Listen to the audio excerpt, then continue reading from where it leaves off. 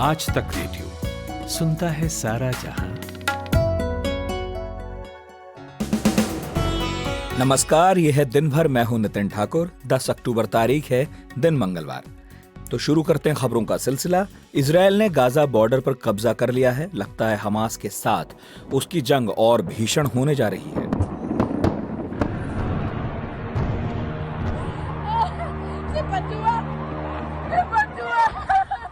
ये जंग middle east की राजनीति किस तरह बदल देगी, यूएई और सऊदी का स्टैंड फिलिस्तीन को परेशान क्यों कर रहा है और ईरान की इस पूरे घटनाक्रम में दिलचस्पी क्यों है। पॉडकास्ट की शुरुआत इसी से। कांग्रेस पार्टी का अंदाज बदला बदला लग रहा है। राहुल गांधी कोई ऐसा मौका नहीं छोड़ते जब वो ब्यूरोक्रेसी या और जगहों पर ओबीसी प्रतिनिधित्व की बात ना करते हों। तो ओबीसी पर कांग्रेस की पॉलिटिक्स क्या नए सिरे से शेप ले रही है? उधर आम आदमी पार्टी की किस्मत कुछ ठीक नहीं चल रही। मनीष सिसोदिया, सत्येंद्र सिंह, संजय सिंह के बाद आज आप विधायक अमानतुल्लाह खान के घर ईडी की रेड हुई। लेकिन क्यों हुई, ये पूरा मामला समझाएंगे और फिर बताएंगे उस रिपोर्ट के बारे में जो हार्ट स्ट्रोक को लेकर आई है और इसने भारत में लोगों की चिंता बढ़ा दी है। इसके बाद सुनेंगे भौचक, लेकिन पहले सुनते हैं 60 सेकंड हेडलाइंस। अगली आवाज कुमार केशव की। शुक्रिया नितिन। गजा में बड़े पैमाने पर इजराइल कर रहा हवाई हमले। इजरायली वायुसेना ने हमास के अर्थव्यवस्था मंत्री जवाद अबू शमाला को मार गिराया। हमास के हमले से इजराइल में मरने वालों की संख्या हुई 1000 से अधिक, विदेशी अखबार की रिपोर्ट में दावा। इजराइल हमास के जंग पर रूसी राष्ट्रपति पुतिन बोले, मिडिल ईस्ट में फेल हुई यूएस की पॉलिसी, स्वतंत्र संप्रभु फिलिस्तीनी राज्य के निर्माण की आवश्यकता। मिस्र को इजराइल की 2 टूक, यदि गाजा में आपूर्ति पहुंचाई तो ट्रकों पर होगी बमबारी। गाजा पट्टी पर इजराइल की जवाबी कार्रवाई में 1,87,000 से ज्यादा लोग हुए विस्थापित, संयुक्त राष्ट्र ने दिया आंकड़ा। इजराइल हमास युद्ध के बीच दिल्ली में चबार्ड हाउस और इजराइल दूतावास की बढ़ाई गई सुरक्षा। गंगा जल की ऑनलाइन खरीदारी पर 18% जीएसटी। छत्तीसगढ़ सीएम भूपेश बघेल ने केंद्र सरकार को घेरा, पूछा अब लोग पूजा भी न करें। आम आदमी पार्टी सांसद संजय सिंह की हिरासत 3 दिन बढ़ी, 13 अक्टूबर तक ईडी की हिरासत में भेजे गए। केंद्रीय गृह मंत्री अमित शाह का गुजरात दौरा, 14 और 15 अक्टूबर को गृह राज्य में रहेंगे। और क्रिकेट वर्ल्ड कप में इंग्लैंड को मिली पहली जीत, बांग्लादेश को आज दी 137 रनों से मात।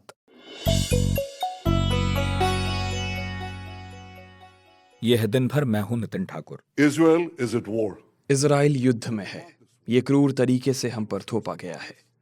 इजराइल ने इस युद्ध की शुरुआत नहीं की थी, मगर इजराइल इसे खत्म जरूर करेगा।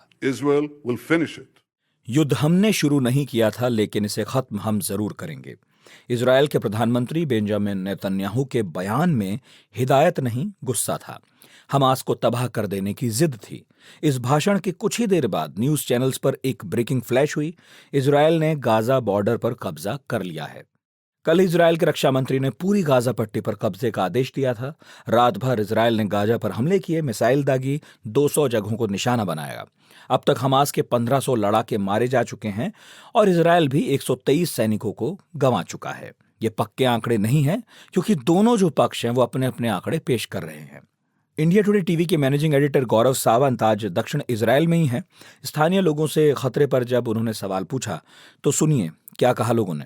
गाजा पट्टी के पास की सरहद पर के पास है और यहाँ पर बहुत तेजी से रसद सामग्री को लाया जा रहा है इजराइल के बड़े ऑफेंसिव के लिए, जो गाजा पट्टी में अब से कभी भी शुरू हो सकता है। तो ये इजराइल की सेना यहाँ पर तैनात है। यहाँ पर इजराइल की बख्तरबंद गाड़ियां बड़ी संख्या में है। इजराइल के आर्मी के आप कमांडोज हैं, उनका एक पुलिस चेक पॉइंट यहाँ बनाया गया है, क्योंकि इसके बाद का इलाका सुरक्षित नहीं है, वहां अभी भी ऑपरेशन चल रहे हैं। पर अगर मैं आपको खतरे की बात बताऊं, यहाँ पर ये जो गाड़ी है ये पूरी तरह से ध्वस्त है। यहाँ पर रॉकेट और मिसाइलें गिरी थी। वहां पर कुछ दिन पहले तक एक शव एक हमास के आतंकवादी का सड़क पर पड़ा था।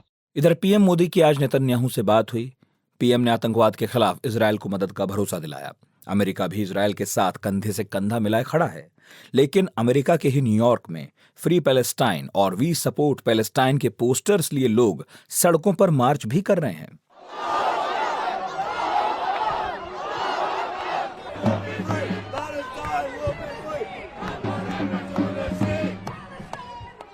युद्ध इजराइल और हमास का है, मगर इसमें स्टेक मिडिल ईस्ट के बाकी देशों का भी है। इजराइल पर हमले के बाद हमास के स्पोक्सपर्सन गाजी ने कहा था कि यह हमला उन अरब देशों को चेतावनी है जो इजराइल से दोस्ती बढ़ाने की फिराक में है। इशारा सऊदी अरब की तरफ था, जिसकी इजराइल से नजदीकियां लगातार बढ़ती दिखी हैं। युद्ध की स्थिति को देखते हुए आज ईरान ने ऑर्गेनाइजेशन ऑफ इस्लामिक कंट्रीज की बैठक भी बुलाई। इजराइल फिलिस्तीन विवाद से मिडिल ईस्ट का गहरा जुड़ाव है। वहां की पॉलिटिक्स इस जंग के बाद किस तरह का बदलाव ले रही है, ये बता रहे हैं foreign affairs expert Amitabh Singh.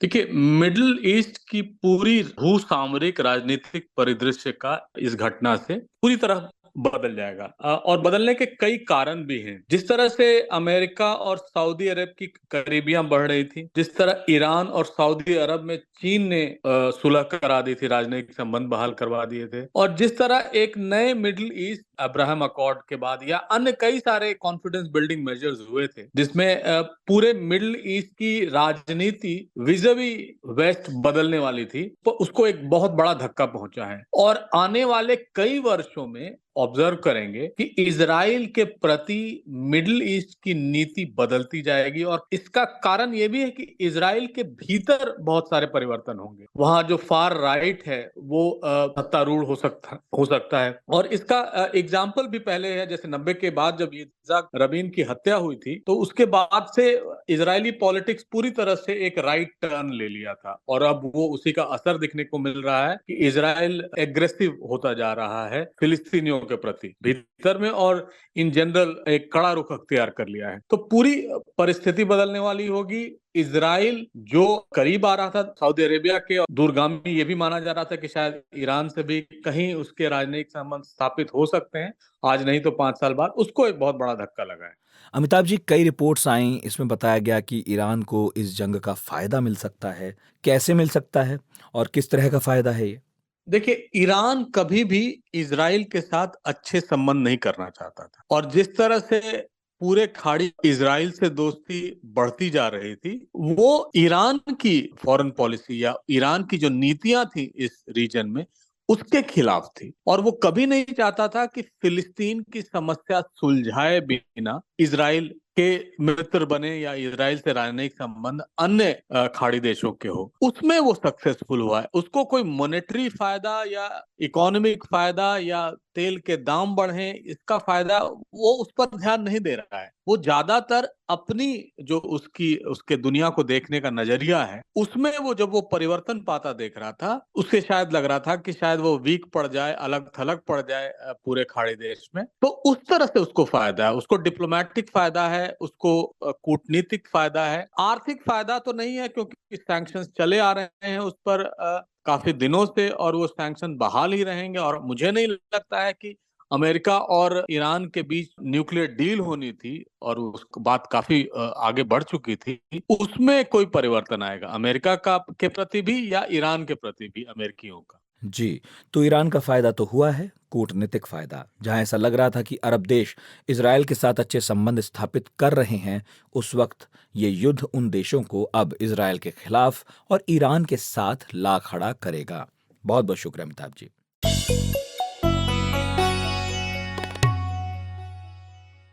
कल कांग्रेस वर्किंग कमेटी की बैठक के बाद एक प्रेस कॉन्फ्रेंस को राहुल गांधी संबोधित कर रहे थे। इस बीच तनिक गंभीर होते हुए एक सवाल पत्रकारों की ओर इशारा करते हुए पूछा, मैं आपसे पूछ लेता हूं, इस कमरे में दलित कितने हैं? देखिए, ये मजा देखिए, इस कमरे में ओबीसी कितने हैं? हाथ उठा के दिखा दीजिए, देखिए मजा। नहीं, वो आप कैमरामैन है भैया, आपकी बात नहीं कर रहा हूं, मैं इनकी बात कर रहा हूं। तो ये सवाल है। ये दिलचस्प वाकया बताता है कि कांग्रेस की राजनीति किस तरह नए रंग रोगन के साथ अब करवट ले रही है। ये पहली मर्तबा नहीं, राहुल गांधी पहले भी जितनी आबादी उतना हक का नारा बुलंद करते हुए पिछड़ों की जो पॉलिटिक्स है उसमें अपनी लकीर को लंबा करते हुए नजर आ चुके हैं। खासकर ओबीसी के रिप्रेजेंटेशन को लेकर कांग्रेस ज्यादा ही मुखर दिखती है। वो कई दफे दोहरा चुके हैं कि केंद्र सरकार के 90 सचिवों में से बस 3 ही ओबीसी हैं, जो भारत का मात्र 5% बजट संभालते हैं। राहुल का कहना है कि ओबीसी समाज के साथ नाइंसाफी है और वो उनकी लड़ाई लड़ेंगे। पार्लियामेंट में महिलाओं के रिजर्वेशन वाले सवाल पर भी कांग्रेस ने कोटा विद इन कोटा वाले फॉर्मूले के तहत ओबीसी का मुद्दा उठाया था। पार्टी में राहुल गांधी को इस मसले पर सबका समर्थन भी मिला है, क्योंकि कल एक स्वर में पार्टी ने जातिगत जनगणना को मंजूरी दे दी है। जिस पर आरोप लगता है कि वगड़ों की पार्टी है, उस कांग्रेस की राजनीति पिछले 10 सालों में ओबीसी के इर्द गिर्द किस तरह लट्टू हुए जा रही है, ये हमने पूछा सीनियर जर्नलिस्ट रशीद किदवई से।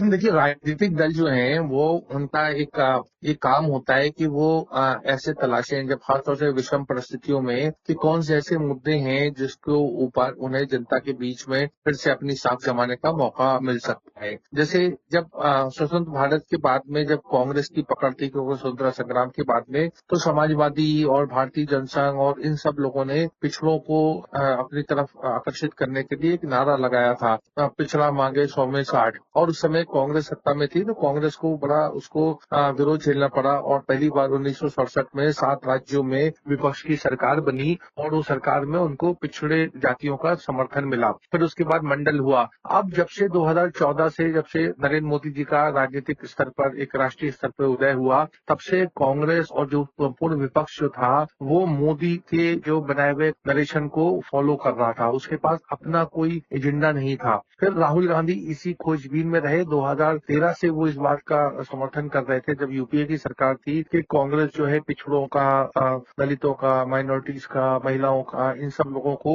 एक इस्लामबंद करे और अपने उनको राजनीतिक ताकत बनाए। लेकिन कांग्रेस ने ऐसा नहीं करा। उस समय राहुल गांधी का मखौल उड़ाया गया, या जो कदम यूपीए सरकार उठाना चाहती थी वो कदम नहीं उठाए गए और उसका विरोध हुआ। तो अब उस स्थिति में राहुल गांधी ने जब 19 के बाद हारने के बाद में, उसकी लंबी कहानी है, राहुल गांधी ने भारत जोड़ो यात्रा से अपने आप को छोड़ा और उन्होंने फिर जो है पिछड़ों की राजनीति करना शुरू करी, क्योंकि उसके साथ एक इंडिया गठबंधन भी बना। जो इंडिया गठबंधन ऐसे राजनीतिक दल पे है जो जाति को बहुत ज्यादा महत्व देते हैं, जैसे अखिलेश यादव समाजवादी पार्टी, लालू प्रसाद यादव और उनके बेटे तेजस्वी यादव राष्ट्रीय जनता दल, और नीतीश कुमार जो उस पार्टी में है जो जनता दल यूनाइटेड। इन तमाम राजनीतिक दलों का एक जाति को लेके बहुत ज्यादा रुचि है और आत्मविश्वास है, और राहुल गांधी ने अपने आप को उसी के साथ एक तरीके से अलाइन कर दिया, अपने आप को जोड़ दिया है।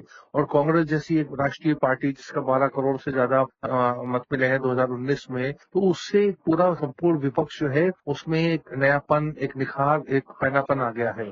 रशीद जी, इंडिया गठबंधन में ही ऐसी कई पॉलिटिकल पार्टीज हैं जो न सिर्फ ओबीसी की राजनीति करती हैं बल्कि दूसरों को ओबीसी विरोधी कहने से हिचकती नहीं है। ऐसे में कांग्रेस की इस ओबीसी वाली राजनीतिक पहलकदमी से आपको नहीं लगता कि उन क्षेत्रीय क्षत्रपों के ना बस वोट कटेंगे, छिटकेंगे, बल्कि असंतोष भी होगा थोड़ा सा?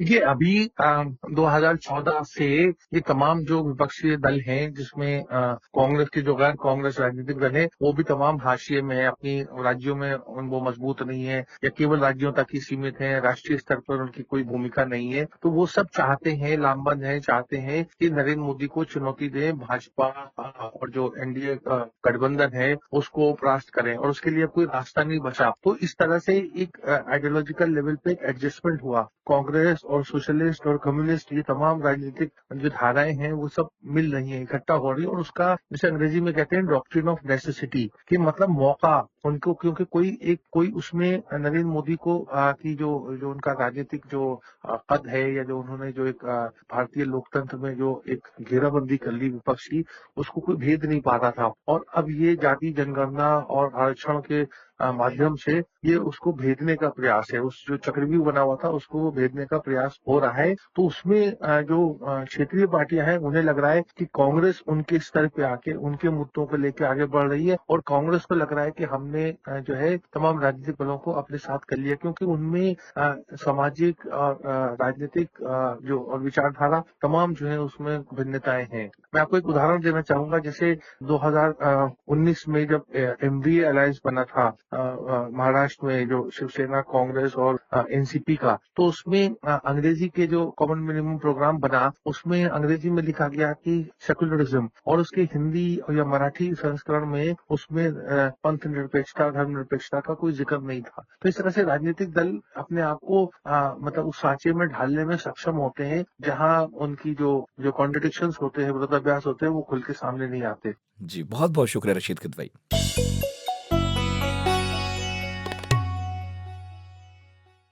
4 अक्टूबर को आप नेता संजय सिंह की शराब घोटाला मामले में गिरफ्तारी हुई थी। ईडी ने दावा किया कि उनके पास संजय सिंह के खिलाफ पुख्ता सबूत है। कोर्ट ने रिमांड दे दी। 1 हफ्ते बाद आज रिमांड खत्म हुई तो संजय सिंह की पेशी भी हुई। कोर्ट ने जांच का अपडेट पूछा तो ईडी का जवाब था कि संजय सिंह जांच में सहयोग नहीं कर रहे, उन्हें थोड़ा वक्त और चाहिए होगा। कोर्ट ने बात मानी, 5 दिन की रिमांड बढ़ा दी। जब कोर्ट की कार्रवाई चल रही थी तो दिल्ली में ही आप नेता और विधायक अमानतुल्लाह खान के घर ईडी पहुंच गई। केस मनी लॉन्ड्रिंग से जुड़ा था, जिसके खिलाफ दिल्ली एंटी करप्शन ब्यूरो ने 2 मुकदमे दर्ज किए हैं। फिलहाल आम आदमी पार्टी के 3 बड़े नेता सत्येंद्र जैन, मनीष सिसोदिया और संजय सिंह जांच एजेंसियों की गिरफ्त में हैं। इन गिरफ्तारियों के बाद बीजेपी अरविंद केजरीवाल से लगातार इस्तीफे की मांग कर रही है, लेकिन केजरीवाल कह रहे हैं कि लोकसभा चुनाव पास आते ही बीजेपी उनके खिलाफ कार्रवाई करने लगी है ताकि वो उनको डरा सकें। उद्धव गुट शिवसेना के नेता संजय राउत ने भी इन कार्रवाइयों पर टिप्पणी की है और कहा कि जब तक लोकसभा चुनाव खत्म नहीं होते, बीजेपी लगातार ईडी के दम पर विपक्षी दलों को टारगेट करती रहेगी। तो सबसे पहले संजय सिंह से जुड़ी खबर पर ही बात करते हैं। ईडी ने आज कोर्ट में क्या क्या कहा, किस तरह की जानकारियां उन्हें इस केस से मिली हैं, यह हमने पूछा आज तक रेडियो रिपोर्टर पंकज जैन से। देखिए, संजय सिंह के मामले में सबसे बड़ा अपडेट यही है कि ईडी की रिमांड 13 अक्टूबर तक के लिए बढ़ा दी गई है। इससे पहले ईडी ने कोर्ट में बताया कि इस मामले में रिश्वत मांगे जाने के सबूत जांच एजेंसी के पास हैं और ईडी जो है वो सभी आरोपियों की जांच कर रही है। कोर्ट के सवाल के जवाब में ईडी के वकील ने यह भी बताया कि हाल ही में चंडीगढ़ में भी छापा मारा गया था। जिस बिजनेसमैन की निशानदेही पर छापेमारी मारी गई थी उसका भी बयान दर्ज किया गया है। ऐसा ईडी का कहना है कि उस बिजनेसमैन से भी कुछ जानकारियां इकट्ठी की गई हैं, जिसका खुलासा अभी करना ठीक नहीं होगा, बाद में किया जाएगा। ईडी ने कोर्ट को यह भी बताया कि शराब व्यापारियों के लाइसेंस क्लियर करने के लिए घूस मांगी गई थी, घूस दी गई थी। इस बात को लेकर अभी तक स्थापित नहीं किया जा सका है, क्योंकि शुरुआत में कोर्ट के भीतर ईडी अपना पक्ष रख रही थी। तो आगे ईडी ने यह भी कहा कि संजय सिंह के निजी स्टाफ इस मामले में जो सह आरोपी हैं, जिन्हें पिछले दिनों ईडी ने पूछताछ के लिए बुलाया था, सर्वेश मिश्रा और उसके अलावा जो बाकी साथी हैं, वो जांच में सहयोग नहीं कर रहे हैं। और कोर्ट में स्पेशल जज M.K. नागपाल ने ईडी से यह भी पूछा कि क्या आपने संजय सिंह से कन्फ्रंट उन तमाम सहयोगों को कराया या नहीं कराया। संजय सिंह की वकील रेबेका जॉन इस मामले में संजय सिंह का पक्ष रख रही थी। उन्होंने कहा कि ईडी बिना मतलब के सवाल पूछ रही है, मसलन पत्नी को 10,000 रुपए क्यों भेजे, माँ को 1 लाख रुपए क्यों ट्रांसफर किए, इस तरह के सवाल ईडी द्वारा पूछे गए हैं। संजय सिंह की वकील ने यह भी कहा कि विवेक त्यागी से किसी भी तरह कोई कन्फ्रंट नहीं कराया गया है। हिरासत में रखना एजेंसी का कोई अधिकार नहीं है जो मांगे जाने पर ऐसे ही मिल जाए, यानी कि यहाँ पर वो विरोध कर रही थी रिमांड का। ईडी की ताजा रिमांड में अर्जी में भी कुछ भी नया नहीं है। दलील दी कि संजय सिंह ने कोई भी मोबाइल नष्ट नहीं किया है, जिसका जिक्र ईडी के वकील बार बार कर रहे थे। ये भी कहा गया है रेबेका जॉन जो संजय सिंह के वकील है, इनको द्वारा कि अगर सीडीआर में दिनेश अरोड़ा को फोन करने की तस्दीक होती है तो सबूत आपके पास हैं, जांच करिए, संजय सिंह ने पूछने की क्या जरूरत है। तो जाहिर सी बात है तमाम वो सवाल यहाँ पर उठे और उन सवालों का जवाब संजय सिंह के वकील जो हैं वो देते हुए नजर आए। और साथ ही साथ यहाँ पे कई ऐसे सवाल भी उठे जब संजय सिंह कोर्ट के भीतर पहुंचते हैं तो मीडिया उनसे सवाल पूछता है, उसे लेकर भी कोर्ट ने आपत्ति दर्ज की है। इस बीच ये पूरी बहस हुई और इस बहस के बीच कोर्ट ने जो फैसला है उसको रिजर्व कर लिया था और कुछ देर के बाद जब फैसला सुनाया तो उन्होंने कहा कि 13 अक्टूबर तक ये रिमांड बढ़ाई जा रही है। तो जाहिर है अब अगले कुछ दिनों तक ऐसी जानकारी मिल रही है कि ईडी कुछ और लोगों को समन करेगी और पूछताछ में शामिल होने के लिए कह सकती है। पंकज, आज ईडी ने अमानतुल्लाह खान के घर भी छापेमारी की, ये खबर आई। ये छापेमारी किस केस से जुड़ी है? देखिए, अमानतुल्लाह खान जो कि ओखला से आम आदमी पार्टी के विधायक हैं और साथ ही साथ वो दिल्ली वक्फ बोर्ड के चेयरमैन भी रहे हैं।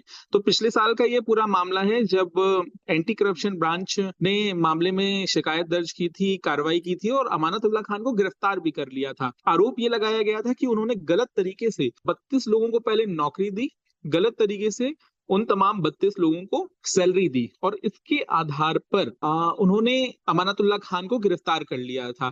इसके बाद जाहिर है जब उन्हें कोर्ट में पेश किया गया तो उन्हें वहां से जमानत दे दी गई थी। अब आम आदमी पार्टी जाहिर है एक बार फिर से इस पूरे मामले में विरोध कर रही है ईडी की इस कार्रवाई का। तो ये मामला दिल्ली वक्फ बोर्ड में गलत तरीके से नौकरी देने, उन तमाम लोगों को सैलरी देने के आरोप का है। अब इस मामले में जांच होनी है। पूरे मामले में ईडी लगातार छापेमारी भी कर रही है, रेड कर रही है, और साथ ही साथ ये भी जानकारी सामने आ रही है कि इस मामले में आगे जो कार्रवाई है वो तेज हो सकती है। लेकिन मामला सिर्फ इतना है। अगर हम एक साल पीछे जाएं, कोर्ट ने अपने ऑर्डर में ये भी कहा था कि इस मामले में अभी तक कोई सबूत है नहीं कि रिश्वत ली गई या दी गई, और ऐसी स्थिति में कोर्ट ने अमानतुल्लाह खान को जमानत दे दी थी। तो सिर्फ इतना ही मामला था, और आगे अब रेड करने के लिए ईडी की टीम उनके घर पे पहुंची हुई है। सुबह 7 बजे ईडी की टीम वहां पर पहुंची थी। अमानतुल्लाह खान का जो घर है वो ओखला विधानसभा के भीतर जामिया नगर में ही मौजूद है। तो ऐसी स्थिति में देखना होगा कि आगे की कार्रवाई ईडी की क्या कुछ होती है। जी, बहुत शुक्रिया पंकज आपका। 2050 तक ब्रेन स्ट्रोक से हर साल 10 करोड़ लोगों की मौत हो सकती है। आंकड़े डराने वाले हैं, जिसका दावा मेडिकल जर्नल लैंसेट ने किया है। आने वाले 30 सालों में ब्रेन स्ट्रोक के मामले 50% तक बढ़ जाएंगे। 2019 के आंकड़े कहते हैं कि दिमाग से जुड़ी जो बीमारियां होती हैं उनमें 68% तक होने वाली मौत की वजह ब्रेन स्ट्रोक है। भारत में हर साल इसके कारण करीब 7 करोड़ लोग दम तोड़ते हैं। हर साल जितनी मौत देश में होती हैं उनमें से करीब 7% लोगों के दम तोड़ने का कारण ये ब्रेन स्ट्रोक ही है। पुरुषों के मुकाबले 35 से 59 साल की महिलाएं इससे ज्यादा परेशान हैं। साथ ही बुजुर्गों की बढ़ती आबादी ब्रेन से जुड़ी बीमारियों का कारण बन रही है। तो लैंसेट की नई स्टडी में ब्रेन स्ट्रोक के बारे में क्या क्या कहा गया है, किस तरह की चेतावनी दी गई है, हमने पूछा दिल्ली के HCMCT मणिपाल हॉस्पिटल में डिपार्टमेंट ऑफ न्यूरोलॉजी के HOD और कंसल्टेंट डॉक्टर CS नारायणन से। One of the main things focus कर रहा है कि पहले से ज्यादा स्ट्रोक हो गया इंसिडेंस, पहले जितना था उससे ज्यादा बढ़ गया है आजकल। That is one. Secondly, because of lifestyle diseases का इंसिडेंस भी बढ़ गया अभी, जैसे BP हुआ, शुगर हुआ, लोग एक्सरसाइज नहीं करते हैं, इन चीजों से भी स्ट्रोक का इंसिडेंस बढ़ गया है, और खासतौर यंगर पॉपुलेशन में। और ये भी बताया गया है कि इसके लिए ट्रीटमेंट काफी लोग थोड़ा सा डिले कर देते हैं हॉस्पिटल पहुंचने में भी, कि जैसे उनको स्ट्रोक्स के लक्षण अच्छी तरह से समझ में नहीं आता है। Particularly the main symptoms are जैसे फेस टेढ़ा हो गया, बोलने में दिक्कत है, या हाथ पैर में कमजोरी होता है, ये सब रिकॉग्नाइज कर नहीं पाते हैं। वो नॉर्मल नमनेस या पैर सो जाता है, ऐसे करके थोड़ा डिले कर जाते हैं। डॉक्टर साहब, इससे बचाव के तरीके भी बताइए, क्या क्या हो सकते हैं? Treatment is most effective in the first 4.5 hours after stroke. इसलिए लेट आने पर वो क्लॉट वगैरह जो जिसकी वजह से स्ट्रोक आता है उसको डिसॉल्व नहीं कर पाते, एंड द पेशेंट में भी left with long term disability. So इसका अवेयरनेस इंक्रीज करना चाहिए लोगों में। इसका एक्रोनिम है FAST, FAST। F for facial asymmetry या drooping, A for arm weakness, S for speech difficulty, and T for timely action. So this message has to be propagated so that जो लोग हैं सही टाइम पे hospital आ पाए और treatment हो सकता है इसका। और खास तौर से उन्होंने ये भी लिखा है we have to concentrate lot on preventing stroke. एक तो ट्रीटमेंट है होने के बाद, even better is preventing a stroke by controlling some risk factors. और मेन रिस्क फैक्टर्स इसके होते हैं, ब्लड प्रेशर होता है, डायबिटीज होता है, लैक ऑफ फिजिकल एक्सरसाइज होता है, हाई कोलेस्ट्रॉल होता है, और stress in life. So all these have to be controlled so that the stroke never happens in the first place. जी, बहुत बहुत शुक्रिया डॉक्टर साहब। तो बस अपने BP को कंट्रोल में रखिए, वरना ब्रेन स्ट्रोक का खतरा हमेशा मंडराता रहेगा। और अब बारी है भौचक की। आ गए हैं गर्वित। पता नहीं ऐसी डेंजरस सिचुएशन में मैं ऑटोमेटिकली आगे कैसे आ जाता हूँ। इस डायलॉग या मीम को देखकर धमाल मूवी याद आ जाती होगी। आपने देखी है? एक बड़े से डब्लू को ढूंढने के लिए खूब धमाचौकड़ी होती है इस फिल्म में। आज भौचक में डब्लू का जिक्र इसलिए क्योंकि इसके चक्कर में 2 लोगों की जान चली गई। दरअसल ये घटना राजधानी दिल्ली से सामने आई है। यहाँ नॉर्थ दिल्ली के अशोक विहार इलाके में एक जरा सी बात पर रगड़ा हो गया, और देखते ही ये रगड़ा झगड़े में बदला, और इस चक्कर में 2 लोगों की हत्या हो गई, और साथ ही एक शख्स बुरी तरह से घायल हो गया। पुलिस के मुताबिक भलसवा डेरी इलाके में रहने वाले रघु, जाकिर और भूरा, ये 3 लोग कल रात को अशोकनगर में किसी डब्लू नाम के शख्स से मिलने आए थे। इलाके में वो लोग किसी डब्लू को खोज रहे थे, लेकिन वो उन्हें मिल नहीं रहा था। घूमते घूमते उन्होंने एक शख्स को टोका और पूछा, कह रहे भैया ये डब्लू को जानते हो, कहाँ रहता है? तो शख्स ने जवाब दिया, डब्लू नहीं, डब्लू भाई बोलो। बस इसी बात को लेकर उनके बीच बहस शुरू हुई। थोड़ी देर में डब्लू भी वहां आदम का। दोनों गुटों के बीच गाली गलौज होने लगी और गाली से बात गोली तक पहुंच गई, क्योंकि इतनी ही देर में रघु ने हथियार निकाला और धाएं डब्लू को गोली मार दी। डब्लू के साथी भी पूरी तैयारी से आए थे। उन्होंने भी तमंचा निकाला और रघु पर फायर कर दिया। रघु तो मौके पर ही रेस्ट इन पीस हो गए और उसके 2 साथी भाग खड़े हुए। लेकिन थोड़ी दूर जाकर रघु का एक साथी भूरा पकड़ा गया और डब्लू के साथियों ने उसकी चाकू मारकर हत्या कर दी, जबकि रघु का एक साथी जाकिर भागने में कामयाब रहा। हालांकि बाद में उसे दिल्ली पुलिस ने गिरफ्तार कर लिया। फिलहाल डब्लू गंभीर हालत में अस्पताल में भर्ती हैं, जहां उनका इलाज चल रहा है। पुलिस ने भी मामला दर्ज कर लिया है और जांच जारी है। तो भैया इस WXYZ Z जो भी होगा सो होगा। एक बात जो मेरे मन में अक्सर आती है कि ये W जो अल्फाबेट है, इसमें भले 2 V होते हैं, लेकिन फिर भी इसे पढ़ा W क्यों जाता है? W आपको पता है तो हमें भी बताइए। गर्वित श्रीवास्तव, आज तक रेडियो।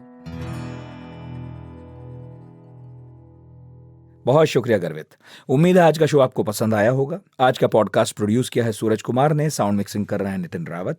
अगर आप हमें कुछ कहना चाहते हैं तो radio@aajtak.com यह हमारा पता है। और आज मंगलवार है तो हेलो डॉक्टर भी आता है, जिसमें हम हेल्थ से जुड़ी बातें करते हैं डॉक्टर से। इस बार हमने बात की है वक्त से पहले बच्चे की डिलीवरी ना हो, इसके लिए किन बातों का ख्याल रखा जाना चाहिए। तो वो भी सुनिएगा, उसके बारे में भी बताइएगा। पता हमने बता ही दिया है। बाकी मेरा नाम है नितिन ठाकुर। अब इजाजत चाहता हूं। आज तक रेडियो सुनते रहिएगा, अपना बहुत ख्याल रखिएगा। शुक्रिया।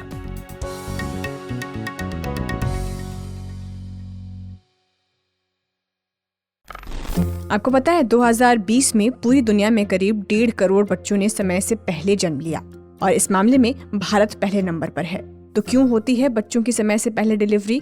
इससे बच्चों को कितना बड़ा खतरा होता है और माँ को किन बातों का ख्याल रखना चाहिए? इस हफ्ते के हेलो डॉक्टर में सुनिए मेरे यानी खुशबू कुमार और डॉक्टर मनीष मानन के साथ। आप हेलो डॉक्टर की episode Google podcast, Apple podcast और स्पॉटिफाई पर भी सुन सकते हैं। और अगर आप फिर भी हमें ना ढूंढ पाए तो बस गूगल पर लिख दीजिएगा हेलो डॉक्टर आज तक रेडियो।